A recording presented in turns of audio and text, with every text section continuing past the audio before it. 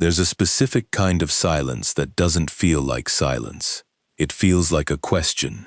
It lands in the chest before it lands in the mind. It sits there, warm, unresolved, slightly unbearable, and the person on the receiving end can't explain why they keep returning to it. Can't explain why they're still thinking about a man who said almost nothing. Can't explain why his face comes back to them at 2 a.m. when there's no obvious reason it should. Most men have never learned to produce that kind of silence. They've been taught that the way to matter is to speak, louder, more convincingly, with better arguments and sharper wit. So when she challenges them, doubts them, dismisses them, underestimates them, they respond. They explain themselves. They make their case. They try to win the room back with words. And they lose something they didn't know they were gambling with every time they do.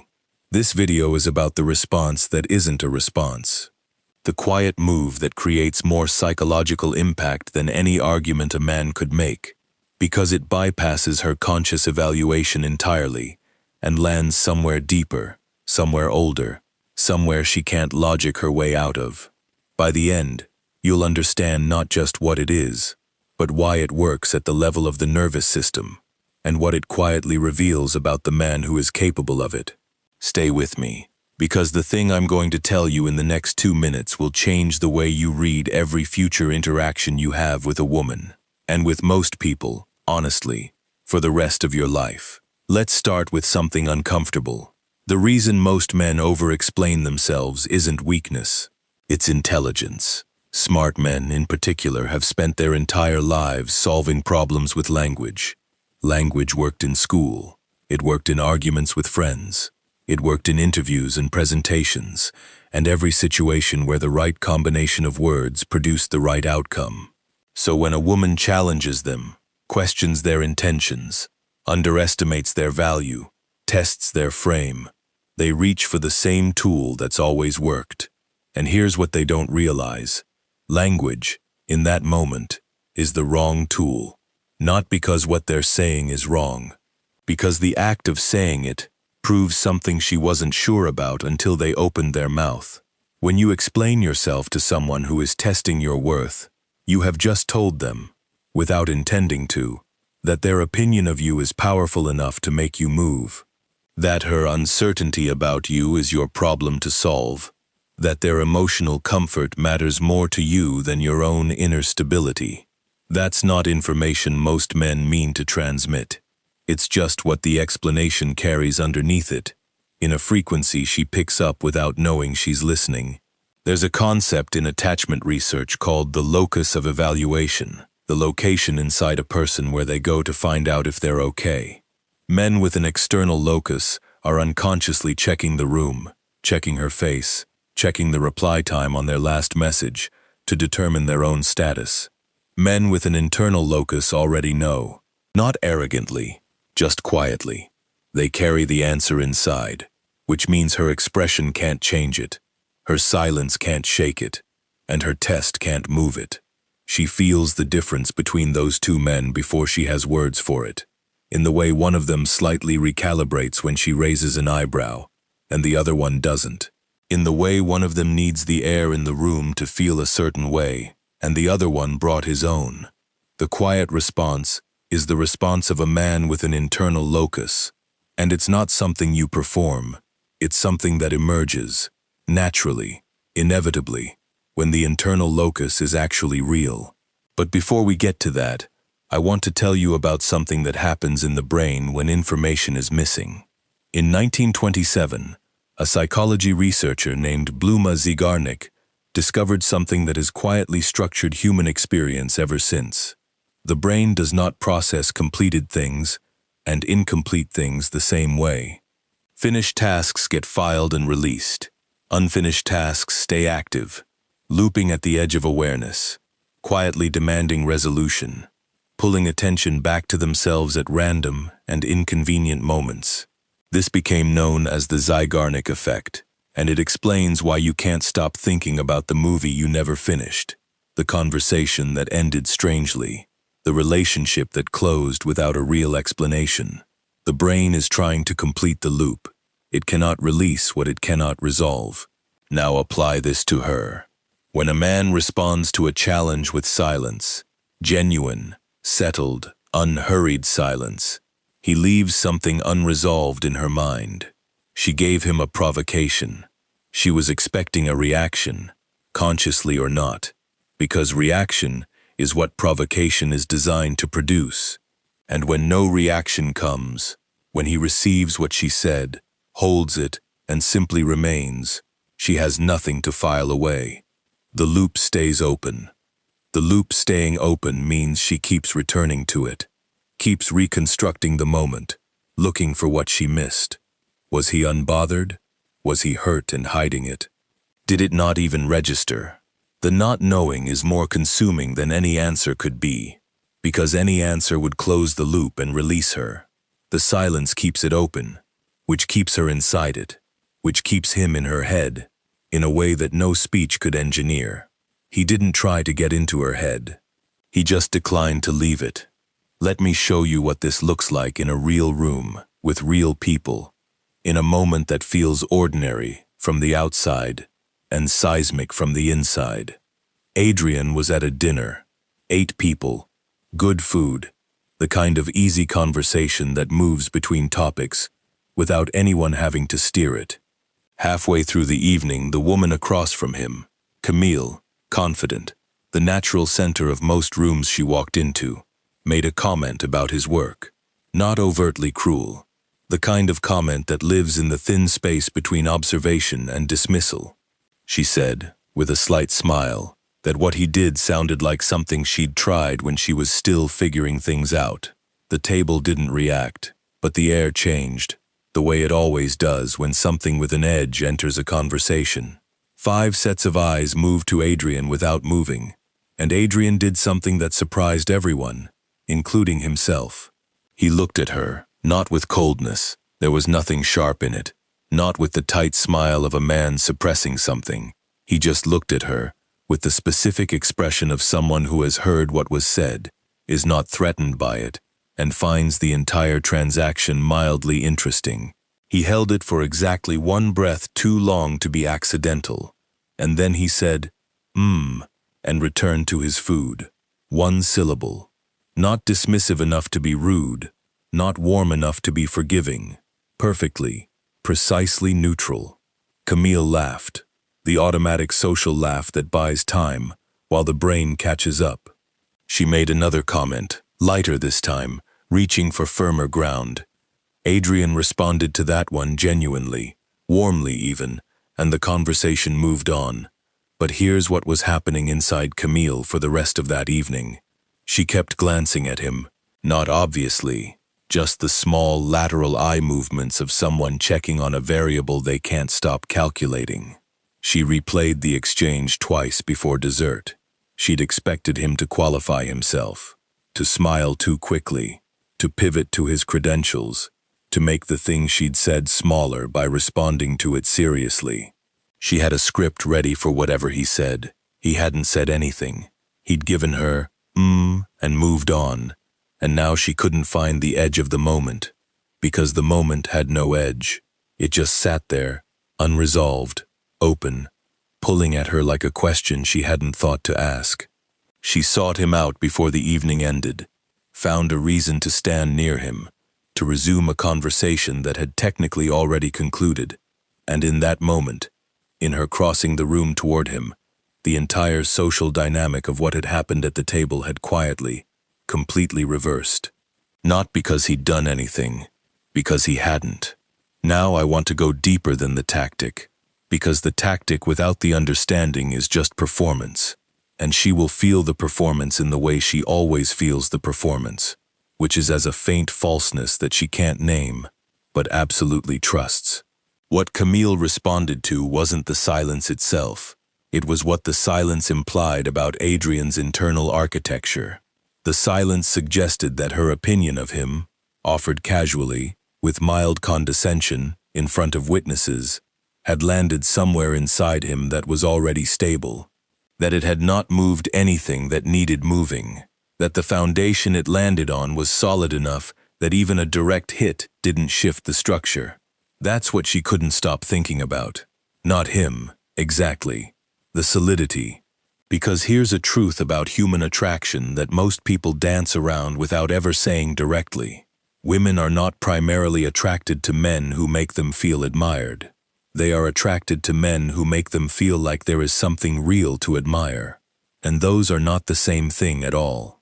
A man who responds to her challenge with explanation and qualification is implicitly saying, "I need you to see me correctly," which tells her two things simultaneously: that her perception has power over him, and that his self-image requires external maintenance. Both of those things, however subtly transmitted, make him less interesting to the part of her that is deciding whether he's worth taking seriously. The man who receives the challenge and remains, who gives her the and moves on, is implying something categorically different. My sense of myself doesn't require your revision. And that is rare enough to be fascinating. There's another layer to this that neuroscience has only recently started to articulate, and it reframes the entire dynamic in a way that I think most people aren't ready for. When we expect a response and don't receive one, the brain does something unusual. It doesn't simply note the absence and move on. It generates a narrative to explain the absence, and the narrative it generates is almost always more flattering to the missing party than the truth would have been. This is called attribution theory in social psychology, the way humans assign reasons to behavior, particularly the behavior of people they find compelling or confusing. And the critical finding is this: ambiguous behavior, in someone we're already somewhat interested in, gets attributed to positive causes, almost by default. We fill the silence with the most interesting version of the person who created it. So when Adrian said nothing, when Camille's comment was met with that single syllable and a steady gaze, her brain did not conclude he had nothing to say. Her brain concluded he had a reason for saying nothing. And the reason her brain supplied was far more compelling than anything he could have actually said. She invented, in the quiet he left her, a version of him that was measured and certain and unbothered in a way she found genuinely difficult to look away from. He didn't create that image. He just declined to interfere with it. And this is the mechanism most men unknowingly destroy every time they over-explain. The moment you fill the silence, you replace her imagination with your reality. And your reality, however good, is almost never as interesting as what she was in the process of constructing. The quiet response doesn't just avoid saying the wrong thing. It actively invites her to build the right thing, in the place where she's most motivated to build it. There is a specific kind of man who understands this, not because he read it somewhere, but because he has developed, through years of genuine self-building, a relationship with his own interior that makes the external reaction optional. He is not indifferent to her. That distinction matters. Indifference is easy and hollow, and she can smell it from across the room. This man is warm, present, genuinely interested in people, and simultaneously unhooked from their moment-to-moment assessment of him. He can be in a conversation, fully, and also be fine when the conversation ends in a way that doesn't favor him. He can be tested and not immediately reach for his defense. He can absorb a provocation and let it pass through him, the way wind passes through an open window, without the window needing to close to prove it was affected. That relationship with himself, that settled, unhurried quality, is not something that appears. It accumulates. It's built out of the days he chose not to seek approval, out of the mornings he got up and did the work, even when no one was watching and no one was going to know, out of the conversations where he told an uncomfortable truth instead of the comfortable one, out of every moment he held his standard when it would have been easier and socially safer to let it soften. He becomes, over time, a man whose presence says something before he does, a man who walks into a room and changes its texture, not because he's trying to, but because that's what genuine internal weight does to the space around it. And when a woman challenges that man, when she tests the frame, questions the value, makes the comment that was designed to see if he'll flinch, she gets the quiet response.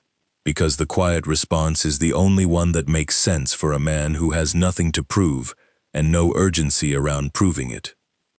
Let me bring you back to a question that I want to sit with for a moment, because I think it's the center of everything in this video. Why does she question everything? Not just what she thought of him, everything. Why does one exchange, one man, one silence, one settled gaze held a breath too long, make a perceptive woman go back through her own assumptions and find them slightly less solid than she thought? Because what she encountered was evidence that contradicted her model.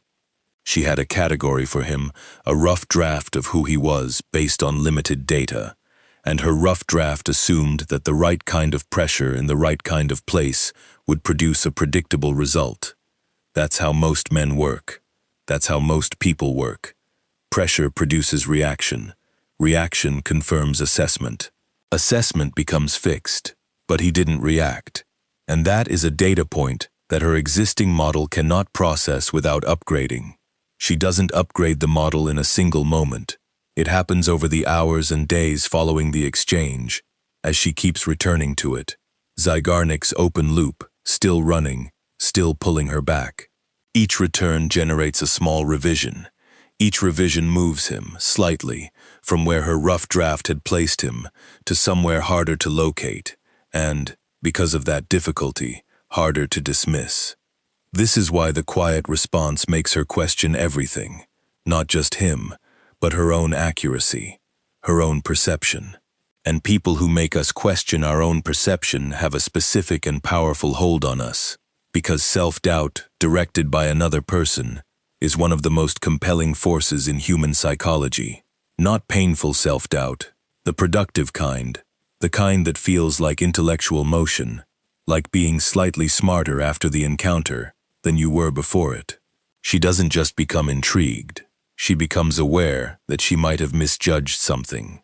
And the thing about misjudging is that it creates a corrective pull, a pull to look again, more carefully, with better attention than she brought the first time. He didn't ask for that attention. He just left enough space for it to find him. I want to be direct about something before we close, because this video could be heard in a way I don't intend, and the misreading would cost you something real. This is not about manipulation. Manipulation is external. It's about controlling outcomes by controlling the other person's experience. What I've been describing is fundamentally internal. It's about becoming, genuinely and through actual work, a man whose presence produces these effects, as a natural byproduct of who he is. The man who performs the quiet response, who manufactures the stillness, who counts to 5 before replying, because he read somewhere that's what unaffected men do. She can feel the seams in that performance.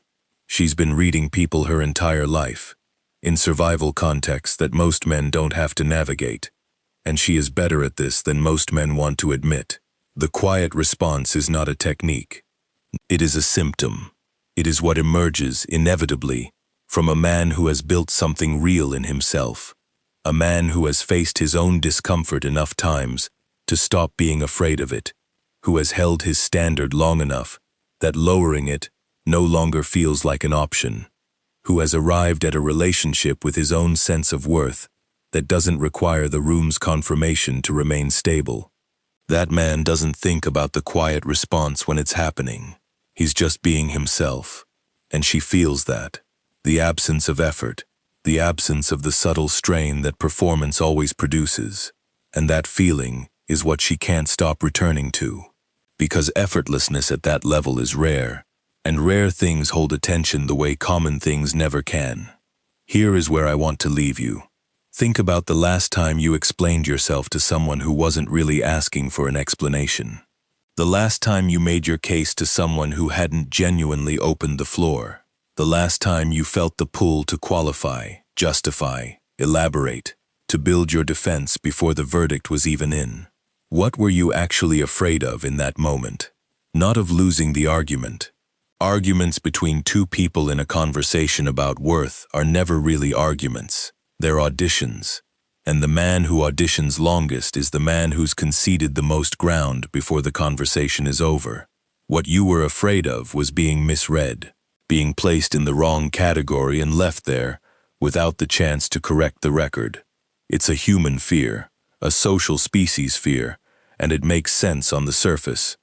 But here is what it costs you in practice. Every time you respond to that fear by explaining yourself, you tell the world that your category is determined by external assessment, that you can be placed somewhere you don't belong and you won't be able to hold your position without language to prop it up. The man who doesn't fear the misread, or who has moved through enough of them to know he'll survive them without damage, that man has something quiet and significant, and very difficult to manufacture.